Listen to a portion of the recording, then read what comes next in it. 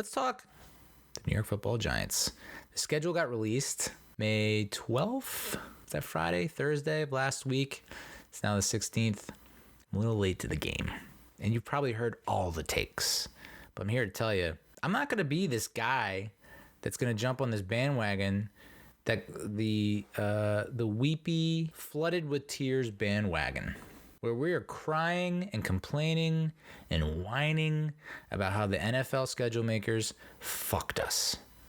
I'm not going to do that. I looked at this schedule, and I am going to walk you through the schedule, but knowing what we have in our GM and our coach, our quarterback, our hopefully running back, new tight end, new wide receiver, new corner, new starting center, we're better on paper than we were last year. On paper. Now, I mean, the New York Mets are better on paper this year than they were last year, and then the proof is in the pudding. I get it. So hopefully there's not a regression that the Giants have that the Mets are having right now.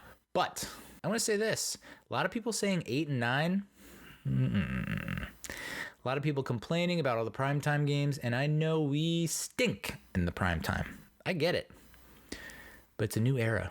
It's the dawn of a new era, and we're going to flip the script, okay? History does not, we're going to learn from history, and we are going to buck the trend. And it starts with week 1. Sunday Night Football. Dallas Cowboys coming into MetLife Stadium. A lot of people hoping to face the Cowboys week 1. I am kind of sick of facing the Cowboys week 1. I'm one of the few, I think. I'm in the minority there where it's like, I'd just rather not. I'd rather, I don't know. I'd rather face them later on in the season. But I get it. I get it. I just don't want it. But that being said, we're coming out with a dub. I feel it. I feel it coming. I feel it coming, babe. We're 1-11 in our last 12 meetings. That's a fact. No one's disputing that. But we're flipping the script this year. That's the mantra heading into the 2023 season. There's no more of the doldrums and the slumps and the curse and all that. We're reversing the curse in 2023. Everything you thought you knew will change forever. Every TV promo ever is basically what I just did. But we're getting the dub against Dallas. Week 1, Sunday Night Football. I know we suck against primetime. I know we suck in primetime. I know we suck against Dallas. That ain't going to happen this time. We're coming out guns blazing, and we're going to show the country that we belong. Because there were a lot of people that didn't think we should have gone to the postseason last year. A lot of people who thought we should have tanked after starting 7-1. What are you thinking?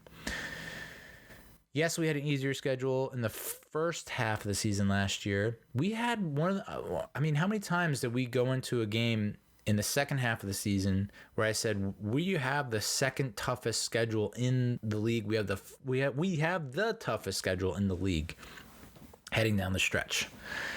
And it's going to be tougher. Guys, when you make the playoffs, it's like, I can't believe I have to remind people about this, but when you make the playoffs, your schedule becomes tougher. That's how that goes. We didn't make the playoffs in 2021. We had a fairly, not so much a cakewalk schedule in 2022, but it was easier than it is this year because we made the playoffs last year. I mean, the fact that anyone has to explain that is banana land. Yes, this is a lot of primetime games, but it's time that we stop fearing primetime and start embracing it. How does that sound? So I want to know after 1 week. Want to know. And you know what? I know a lot of people have said, well, we're going to be in such a deep hole in that first quarter of the season. Look at that. I mean, we got to travel back to back, blah, blah, blah. I get it. It's a different team. We're going to go to Arizona and we're going to win. Would you believe me if I told you that we've played 129 games against the Cardinals franchise? I'm an old fart. So that makes sense to me because we were in the same division for so long and we played them twice a year. That being said, 129 games still feels like a lot. We own them. historically, all time, 81 wins versus 46 losses and 2 ties. So it's a 63.6% winning percentage. Of all our opponents in 2023, that's the highest winning percentage. Now, recent history, not so great. We're 1-4 in our last 5 matchups dating back to 2011. And if you remember that 2011 game, we probably should have lost. So, but this is what's happening with 2023. Reverse the curse. We're bucking the trend. 1-11 in our last 12 meetings, doesn't matter. 1-4 in our last 5, doesn't matter. This is a new team, new era. I will admit the short turnaround to go to San Francisco for Thursday Night Football on Prime Video at Levi's Stadium. Ooh, yeah, it's going to be painful. So that's a loss. Yes, obviously that's a loss. Historically, we played 34 games against San Francisco, and it's dead even. 50-50, 17 wins, 17 losses. We are 2-3 in our last 5 meetings dating back to 2014. That said, would anyone be shocked if we pull out a win here? The quarterback situation is kind of a mess, is it not? Brock Purdy, Trey Lance, Jimmy G leaves. I'm just saying, I don't think it's going to be as kumbaya as people think it's going to be. That said, it's probably a loss, but hopefully a close loss. Week 4, Monday Night Football. Again, we stink in primetime. I get it. This one's at home against Seattle. In 20 games against Seattle, we're 10-10, 50% winning percentage. We are 1-4 in our last 5 dating back to 2013, and it has not been pretty. It has been ugly. They have been the boogeyman pretty much for us for a while now. I want to say dating back 2005. We all remember that 2005 game. Ugh. Jay Feely. God damn you, Jay Feely. You know it's bad when Dane Cook is spoofing you on Saturday Night Live. Ugh. That said, that's a win. Yeah. I know. Hey, feel free. Feel free. We're 3-1 in the first quarter of the season, and that's because it's an Arizona team that I just don't believe in, a Dallas team that is fraudulent, I'll say. I don't think they're all they're cracked up to be, despite how strong their defense appeared throughout the season last year. I think they lose Ezekiel Elliott, which is probably a good thing. Dalton Schultz, they lose. It's possible. I don't know. I got a hunch that we're gonna stun them opening week 1. Arizona, I think, is house of cards, pun intended. And San Francisco, we're gonna give them a fight. In Seattle, I think the Geno Smith Comeback Player of the Year award was really great. Congratulations. I don't see him putting back-to-back seasons together. I don't see him stringing that together. And I think that he comes back down to earth. Week 5. This is a rare 1 o'clock game, Sunday, at Miami against the Dolphins at Hard Rock Stadium on Fox. We've only played 10 games against Miami. Isn't that weird? This is what I disagree with. And, I mean... And I think a lot of people are going to disagree with me. But I am a huge proponent of territorial rivalries. So why is it that I live in Jersey, I'm a Giants fan, and we just don't play the Jets every year? Why don't we play the Bills every year? Why don't we play the Patriots every year?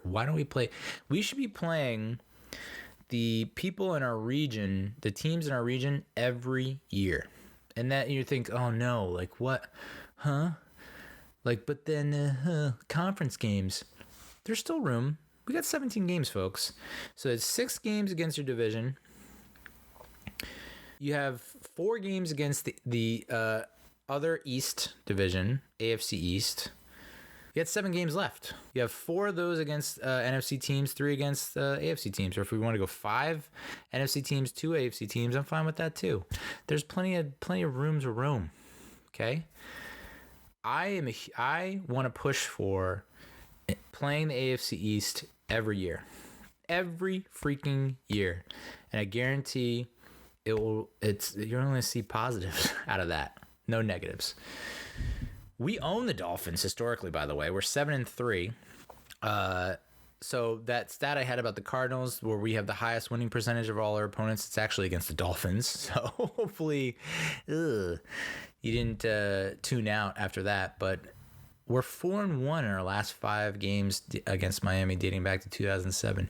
That said, this friggin' Miami team is unpredictable, inconsistent, wild card.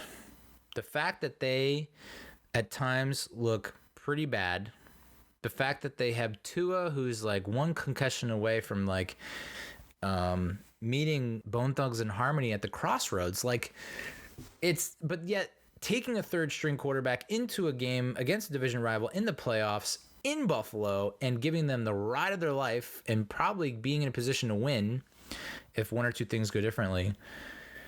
If this game is in MetLife, it's a win. It's at Miami. Strange things are afoot at the Circle K. I have us at a loss. It's probably a close loss, but that feels like a loss. So, okay, we have a 3-1 start. We lose to Miami, and I think we go into Buffalo, and this is a game that a lot of people have us pulling out an upset win, and I'm right there with you. I just think it's going to be a close loss. It's going to be on NBC Sunday Night Football. That's going to be huge at Highmark Stadium. We've only played 13 games against Buffalo. Why? It just doesn't make sense. 10 games against Miami, 13 against Buffalo. It doesn't make sense. We're 6-7 historically, 3-2 in our last 5 dating back to 2003. I honest to God forgot the last time we played them. It wasn't that long ago. The last matchup was in 2019. It was week 2. We had a guy starting at quarterback. I don't know if you ever heard of him, Eli Manning. It was a 28-14 loss, and Eli threw 2 picks. Wasn't a great game for him. We were kind of in the game in the first quarter, and then Buffalo went off in the second quarter. Can you guess who the receivers were for Eli Manning on that freaking day in 2019? Take a wild guess. You will not get any of them right. Cody Latimer, Cody Core, TJ Jones, Benny Fowler, Russell Shepard. And people criticize Eli. It's like, give any quarterback of any era that wide receiver core, you're not winning. I'm sorry. TJ Jones caught a touchdown, by the way. So that's probably a loss, but I think that, again, is going to be the kind of loss. The loss against Miami and the loss against Buffalo are going to hurt because it's like, oh, we could have won. But it's going to put us in the talk, like on Good Morning Football. They're going to be like, hey, it's time we start paying closer attention to the New York Giants and start considering them as contenders. So at this point, what are we? We're 3-3. We're at the 500 mark. Ah, shit, right? Well, luckily for us, we have the Washington Commanders coming in to MetLife. 1 o'clock game, another 1 o'clock game. We played 180 games against this team from Washington, nation's capital. We have 105 wins. And it puts us at around a 60% winning percentage clip. We're 7-4-1 in our last 12 meetings against them. And really the big question for Washington, I believe, is just quarterback. Who's the quarterback, right? Is it Sam Howell? Is it... Oh, no. I forgot his name. Oh, Brissett. Jacoby Brissett. So, but we've seen that the Commanders' defense can pretty much will them to victories almost. And it's like if they just had some consistent good quarterback play, they might have swept us last year. I mean, we had the tie and we had the win that Washington, rightfully so, had some things to say about Darnay Holmes and his coverage tactics at the end of that game. But, you know, I still feel confident against Washington. So I think that at home, we at least get a tie, right? We have 5 ties against Washington. I mean, I know it's 180 games and like that's bound to happen, but there's no one else on this list that comes close to 5 ties. So fuck it. Let's have another tie. It's cool, right? You go with that, Washington? All right. So what are we? 3-1? All right. I'll say 4-3. I think we eke out a win there. And we have the Jets. It's going to be huge. This is right before Halloween, another 1 o'clock game on CBS. I guess it's technically a home game for us, which is kind of interesting because we had one more home game because there are 17 games, right? There's going to be an uneven amount of home and away. And I think we have more home games than away games last season. And this season it's the opposite, right? So it alternates. I think the NFC teams have less home games. The AFC teams have more home games this year. So we have less home games. This is technically our home game, but it's really like a home game for the Jets. So it's like, who in the Jets organization is bribing the front office of the National Football League? I mean, can you believe that we've only played them 14 times in the regular season? That's wrong, dude. We play them every year in the preseason, and it's like cool, but it's not cool because it's like it doesn't mean anything. And people try to say it's the Snoopy Bowl, and it's like, ugh, what a horrible name for a preseason football game. Let's play them every year, dude. I mean, like the Mets should play the Yankees every year. Like it's just good for the sport. So I'm starting a petition. I would like your signature. Anyway, we've got the edge in those 14 games, 8 wins against 6 losses. We're 3-2 in the last 5, dating back to 2003. And despite how high Jets fans must be with Aaron Rodgers now at the helm, I don't think it's the same old Aaron Rodgers. And I know that he's got, some are saying, more weapons with the Jets than he did with the Packers. They brought over Lazard. I think they brought in Randall Cobb. I guess the jury is still out on who's the tight end that he loves. Marcellus Rivers? No. Who's the tight end that he loves? I don't know. We'll probably bring him in as well. I think this is going to be a knockdown, drag him out affair. Back when we knew who the opponents would be for 2023, I said the same thing. I think it's going to just be a slobber knocker, as John Madden would say, R.I.P. But I think we pull it out at the end, much like we did against the Packers last year in London. So where are we at? 4-3, 5-3 through 8. Pretty decent. I don't hate it. Then we travel to Vegas. It's gonna be a late afternoon game, 4:25, right before my birthday. And what better gift than sticking it to Josh McDaniels and his reunion with Jimmy G. And Darren Waller going off and having an amazing revenge game at Las Vegas against the Raiders. We've only played them 14 times in our franchise history, and we've been on the losing end more times than not. Can you believe that? It was 6-8 in those 14 games. However, we're 4-1 in our last 5, dating back to 2005. That 2005 game, New Year's Eve. Whoa. Tiki Barber running for a 95-yard touchdown. Me throwing up all over my my buddy's family heirloom blanket. Eee. All right, so we're at 6-3, guys. 6-3, heading into the final stretch almost. Week 10, Sunday, 4:25 at Dallas. This is a loss, but it'll be competitive. Much like I think the Thanksgiving game was last season, where it's like it wasn't completely out of hand. We had our chances, we had our opportunities. I think you're going to see a little bit of the same this year. And it's time we get Dallas's respect. They do not respect us. Philly does not respect us. We got to get some respect on our name. And I think we do that in week 10, even though it's a loss. I think it's like, we stick it to them. So now where are we? Whoa. Where are we at now? 6-4? Yeah, 6-4. That's not bad. Then we go to Washington, and this is going to be huge. I think we could very well lose this game coming off a very hard-fought game against Dallas.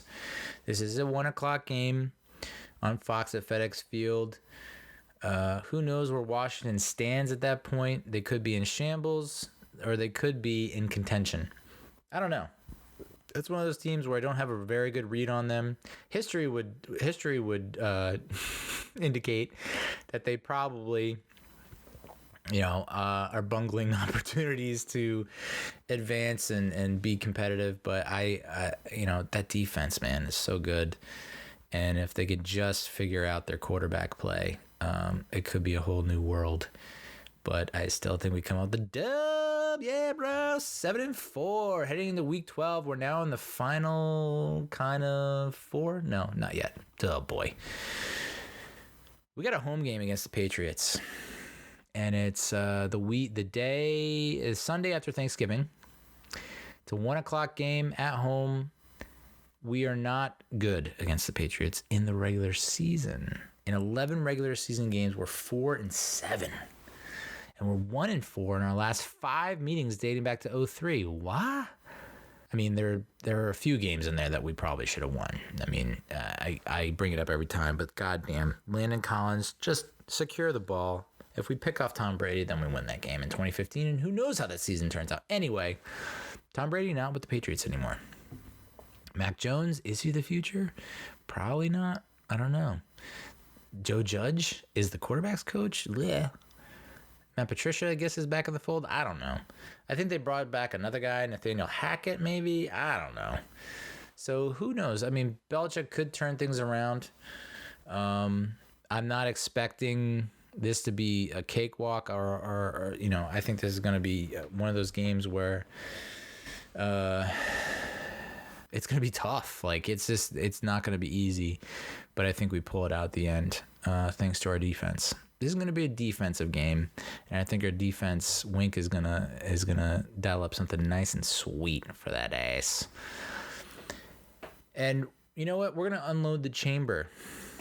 We're going to unload the chamber against those New England Patriots because we got a bye in Week 13. Or we could be facing the Brigham Young Elite. I think that's what BYE stands for. Either way, we're winning that week. Big time. All right, so what are we at? I think I had us at 7-4, and then I had us at 8-4. Things are looking great. And then we get the Green Bay Packers on Monday Night Football, MetLife Stadium. We're 3-2 in our last 5. We played 55 games. Like, isn't it weird that we've played 55 regular season games against the Packers, but only like 10 against the Dolphins? That's weird. We are on the losing end of most of those games, 24-29 with 2 ties. I mean, we'll see. We'll have a much better idea of what Jordan Love is. Is Jordan Love the next Aaron Rodgers, just like is Aaron Rodgers the next Brett Favre? I think a lot of people were saying that in 2008, and Aaron Rodgers came out, and it was like pretty awesome. So maybe we're going to see some of the similar situation. It's almost like I'd rather face Aaron Rodgers than Jordan Love. What? It's possible. So I still have us dialing up a win here. I know Jordan Love is not a rookie, but I still feel confident with Wink against younger quarterbacks. I think he knows how to like make him see ghosts, Sam Darnold style. So I have us with a win there. So we're at what, 9-4?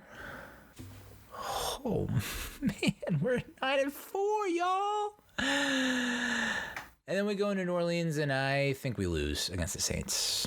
In 31 games historically, we've got the best of them. We got a 17-4 record against them. We're 3-2 in our last 5, dating back to 2012. There were some real interesting games in that span. And even though, oh my God, I don't even know who the Saints quarterback is right now, and that is pathetic. It's Derek Carr. Jesus Christ, Neil. Yeah, so Derek Carr is the quarterback. We've already seen what Derek Carr can offer. We've already beaten Derek Carr. I'm not scared of Derek Carr. There, I said it. Despite what's going on in New Orleans, maybe it's a little bit of a renaissance. Their defense is legitimate. Top 5 unit. I think they missed their window. And yeah, maybe they are a playoff team. And yeah, maybe they do win the division in the South. I just don't think they're at the kind of level that that scares me anymore. But at the same time, that's a loss.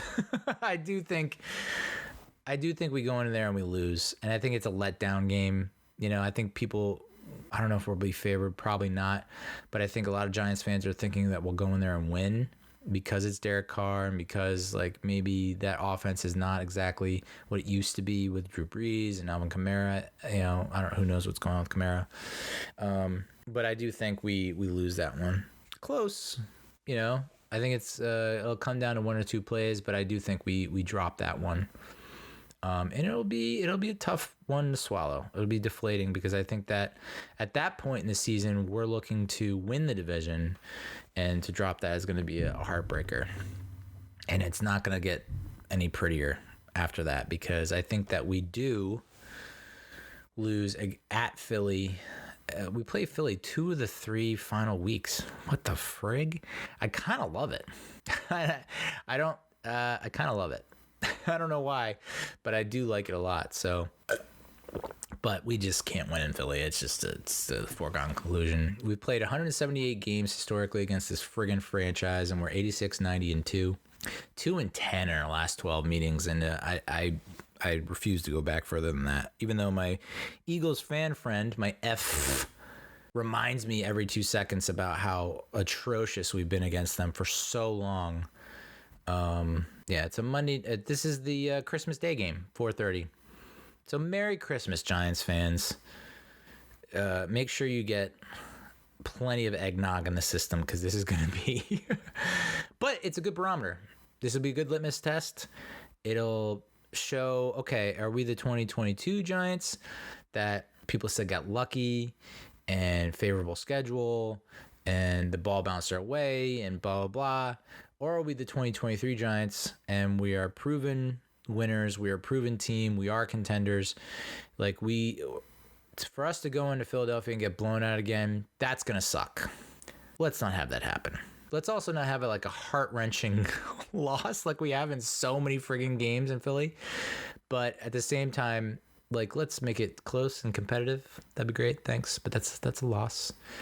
So now we're looking at, what was it? We were at 9-4, 9-5, 9-6.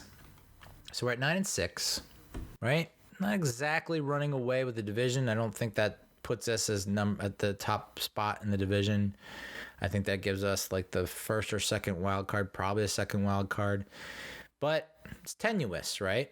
9-6. That's not like a sure thing. Like, just like last year wasn't a sure thing when we were at 8-7, 6-1, or whatever the hell we were. We had to beat the Colts. And that's what the Rams are going to be to us this year. They're going to be last year's Colts. The Los Angeles Rams, New Year's Eve, 1 o'clock, at home. It's time we take it out on these motherfuckers hard. Y'all remember 51-17? Because I do. These assholes have been such a thorn in not only my side, but the franchise's side for so long. So many bad memories against this friggin' franchise. Flipper Anderson, don't even get me started. Jim Everett, oh my God. Home game, New Year's Eve, 1 o'clock. We're 2-3 in our last 5 meetings dating back to 2014. We are atrocious against this franchise. 44 games total. We're 16-28. It's time we bludgeon these dickheads. Sean McVay is out the door.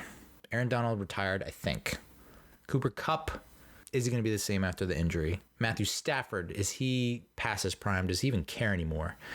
I honestly think this is our opportunity to absolutely shove it down their throats and get the kind of confidence we need to welcome Philadelphia and the Eagles into our home and take care of biz. So we're at 10-6 now. We're going 11-6. That's right, folks. Philly, it's TBD, but this is the win that's going to set us up to go into the postseason with a mindset that we can beat anyone. 11-6. That's where I got us. And I know you're like, you're a friggin' idiot, dude. I know a lot of people has 8-9. 8-9, I don't think that's going to get us in the postseason. And I cannot see us missing the postseason after what we put together last year. And yeah, I get it. I understand it. Tougher schedule. A lot of primetime games. We stink in primetime. Fine. All that in consideration, I just laid out to you the roadmap to 11-6. Now, what games are you so worried about that we're going to lose? Now, I know Vegas and the odds makers have us favored in 7 games, which is 5 more than they favored us in last year. And look how that turned out. So Vegas doesn't know all. The house doesn't always win. So you might say, okay, we get swept by Dallas. Okay, we get swept by the Eagles. Yeah, that drops us down. Now we're in a spot where we could be 7-10. It's I don't see that happening this year. I know that we sucked in our division last year. It's just not going to happen. It can't happen this year, and it won't. So I have us 11-6. I mean, it's, John Michael Schmitz has a tall order ahead of him, tall task with Philly for sure. Like, and that's why those the 2 of 3, facing them 2 times in 3 weeks. Holy crap, dude! It's gonna be all out war, and it could be for the division. I don't see us winning the division, but I don't see I could see us coming in second, for sure. I don't see Philly going 14-3 again. 14-3. I don't see it. I think Jalen Hurts comes back down to earth. I don't know that offensive line is still what it was. Yeah, you still have A.J. Brown, Devontae Smith. I think they still have their tight end. The hell's his name? Oh my God. The guy I hate so much. I tend to block out these names because they just bring me so much sorrow. So I try not to remember them because it's like, why should I? They bring me so much pain. But yeah, we're not getting swept this year by anyone. We're splitsies at worst. We're splitsies. So yeah, we have to travel a lot. But the fact that we got that work, I love the late season bye. That week 13 bye, like whenever we have a bye in week 4 or 5, it just sucks. And so I think that's why I'm a huge fan of week 13 bye.